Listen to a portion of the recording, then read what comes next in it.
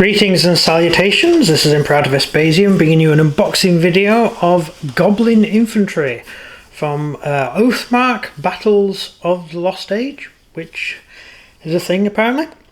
Not so long back we did an unboxing of Goblins riding wolves, and this is a box to sort of supplement them. The Goblins riding wolves have been finished. This is not on a wolf, it's on a horse. And I based the goblins on horseback because I'm using them as orcs. So there we go. That's a goblin on horseback. The wolves we're using as wolves, werewolves, wolves. Yeah. So we'll have a look at this. These are, I'm trying to think, are they from North Star? That's it. They're from North Star Miniature Figures. It says so there. I was trying to remember where we got it from. Right, these are from North Star. You get 30 figures in a box, and that's the figures on the back. And I've already put together all the goblin cavalry. I've mounted them on horses, so this is the infantry to go with them. And we'll pop them out.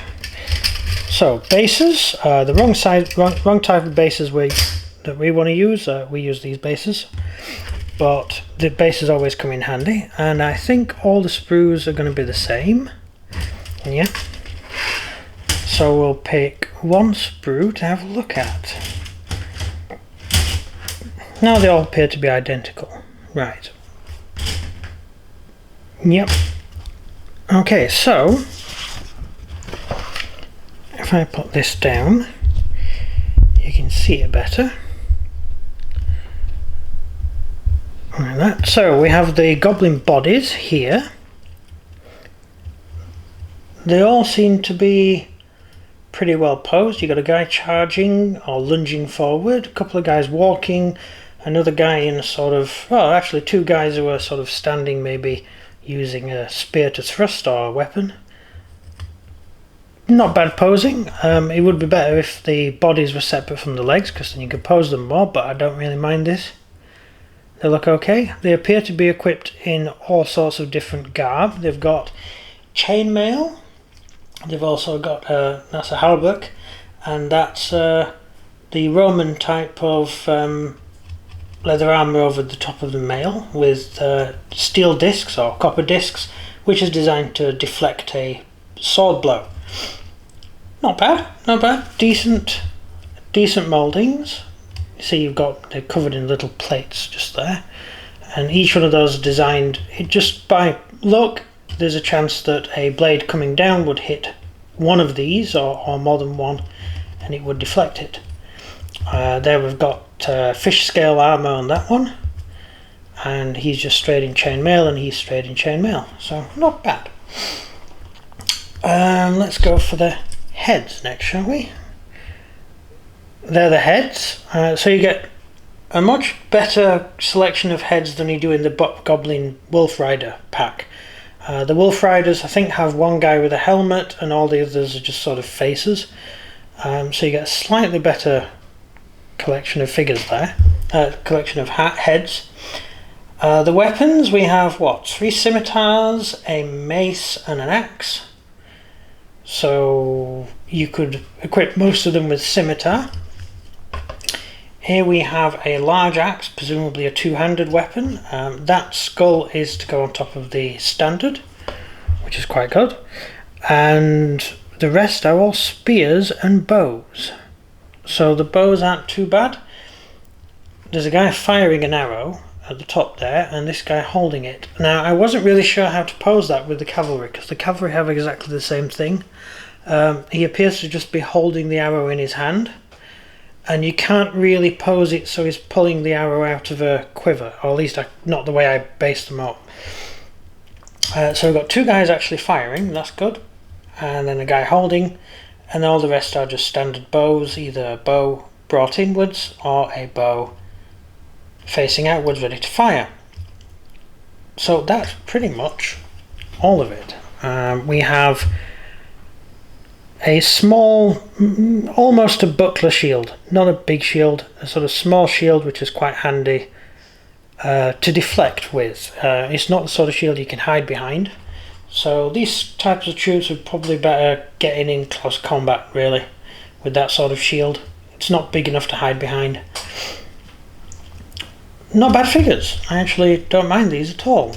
I enjoyed putting the mounted troops together, so these should be more or less the same. This is one of the mounted guys here, if you can focus on him, and that's the sort of poses you can put them in, so I should guess that this is going to pan out more or less the same. So that's about it. That's not much else I can tell you about the actual figures. Goblin wise, we're planning on using these in our samurai game. Oh yeah, I may notice the banner on the back. So we're going to be using them as the Japanese type of goblin, which is, Japan has a lot of different sort of mythos and stuff around there. Sort of myths and stuff that the Japanese have. They have creatures like goblins, but then again, same in Europe. The creatures like goblins aren't exactly... let's see. They're not all one story, and they all seem to have different attributes. Goblins seem to drop between large creatures and small creatures. They seem to drop between creatures that live in your house at night. There's an interesting one where I think it's Eastern Europe. The creature lives in your house and it cleans the house up when you're in bed. And the way to get rid of them is to leave a piece of clothing out, because they get offended if you offer them clothing, because they think that you think that they can't dress themselves. Which may have been where JK got her idea from the house goblin. Dobby. But yeah, goblins are a bit weird. I prefer to move on to Tolkien, to be honest. In Tolkien, goblins are orcs. Goblin is the dwarvish word for orc.